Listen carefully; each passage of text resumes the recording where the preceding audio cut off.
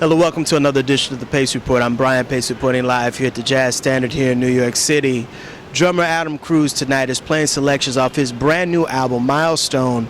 And in Adam's career, this is a milestone. One, this is his very first album that he's recorded as a leader. And he's backed well over 40 sessions with the likes of the Danilo Perez Trio, as well as pianist Chick Corea. Tonight we're going to sit down and we're going to talk about, one, why it took so long for him to record his very first album, and two, we're going to talk about his band, which features the likes of Miguel Zenon on alto saxophone, as well as Chris Potter on tenor saxophone.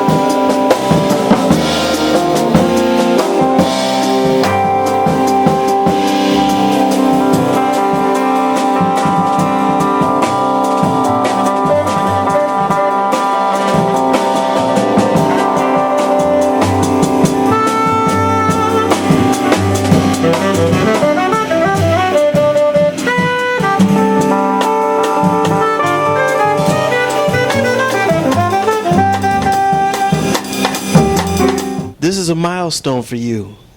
After playing on well over 40 sessions as a sideman, this is the first time you just came out as a leader. Yeah, it took me a while, but it feels really good to experience something different, having my compositions played by these incredible musicians, and is coming to a place where it's like the decisions, of how I'm going to shape the pieces is all on me, and all on the moment. So I'm very happy to be here.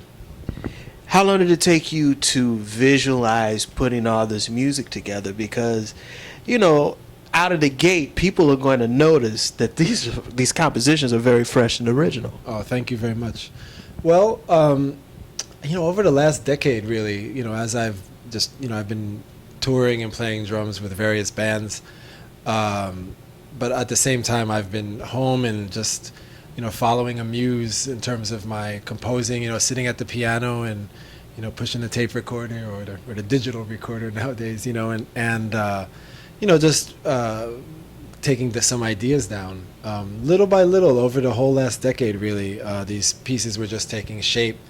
And a couple of years ago, I just started seeing, there's enough here. It's a project, and that's when I got excited thinking about the band members I was hearing flesh out the material, and it was fun to sort of put a band together and using my imagination and to hear these pieces. But yeah, basically like the last 10 years or so, it's, in spaces when I've been home off the road, just doing my writing. So yeah. You have a stellar band. You have Miguel, you have Mr. Scott Colley, you've got the Mad Potter, Chris Potter. I mean, this is a very, very fantastic group. Well, I feel incredibly lucky. Everybody who's playing, well, first of all, I feel blessed that I have relationships with them all through playing in their bands and with different under different leadership. Steve Wilson's another one, and Ed Simon. Both guys whose bands I've been playing in for years, and Chris, I did some recordings with Chris, and Steve Cardenas also, we've played around town and with different people. So it was just a lot of fun, thinking about of all these relationships I have, who I'd like to hear, and then having, such access to such unbelievable musicians, and choosing them, I knew they would all have a certain sensibility in terms of the kind of generosity they have of their spirit, that it's like that they would really see what's happening with the music and bring their power and bring all of their energy, but also yield to what's happening in the group, and go for a group sound and a collective experience, and it's they all have that kind of open attitude, and that's what I appreciate so much, and I think why it worked as well as it did.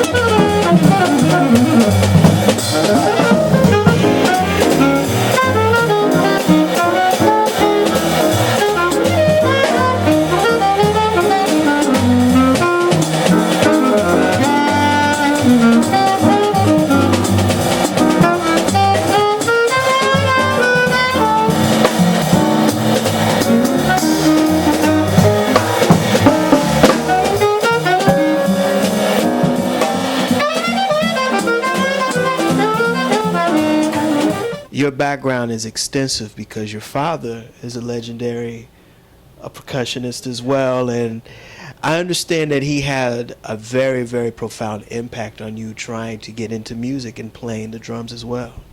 Yeah, I'm very grateful for everything my father has given me. Ray Cruz is his name, and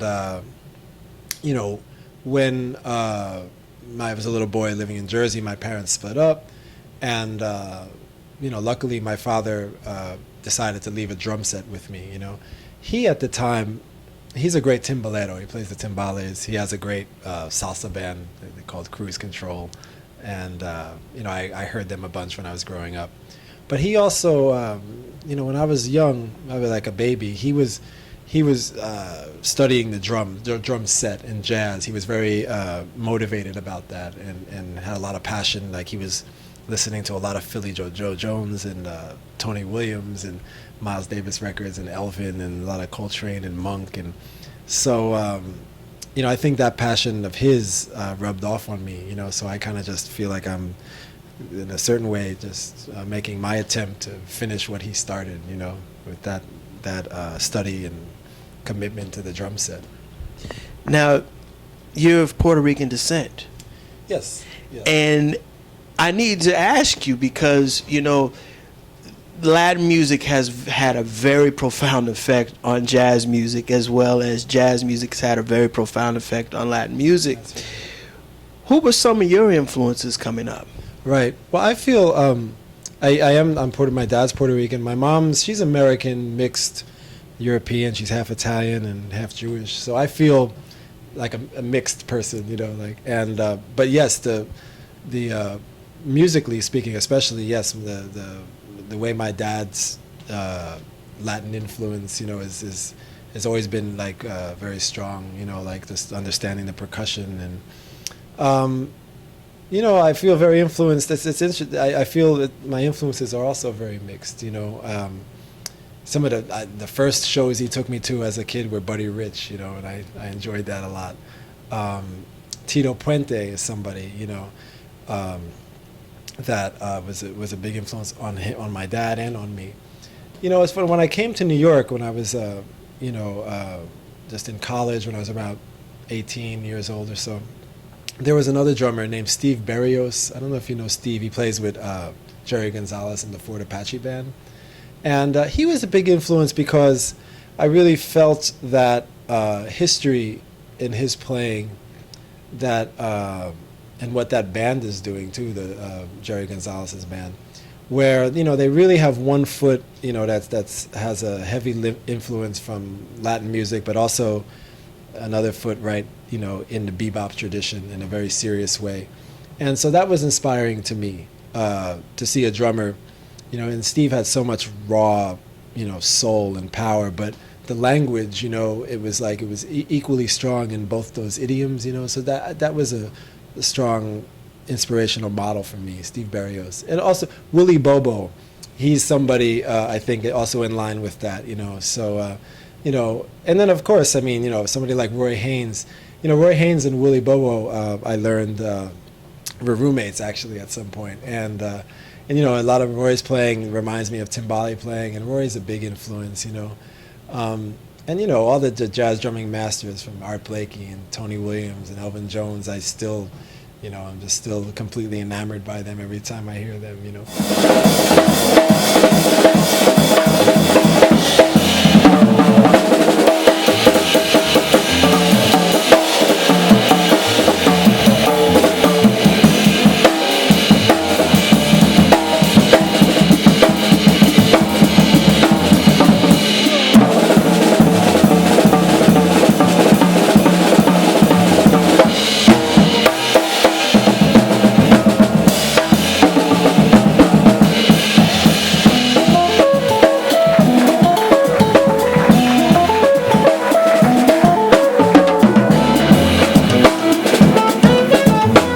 What is it that you're bringing to the drums? What are you saying musically to just the world of jazz, but also to your music listeners? Oh, yeah. Well, that's a good question. I think first, I guess, with the compositions, is seeing what is being asked for, which for me was kind of an exploration, like as a drummer, having written the music and been sitting with it, with the pen and on the piano, but not really at the drums so much. Maybe a section here or there, I'd be like, that's what I want to play on the drums.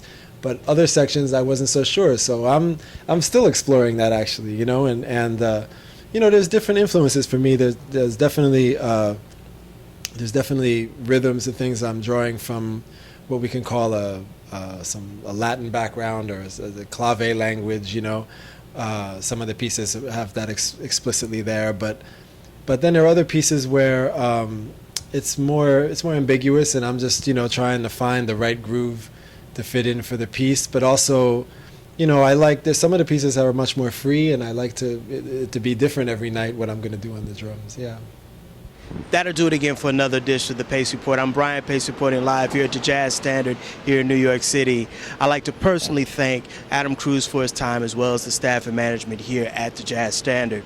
As always, please visit my website, www.thepacereport.com, for my weekly column as well as my past segments.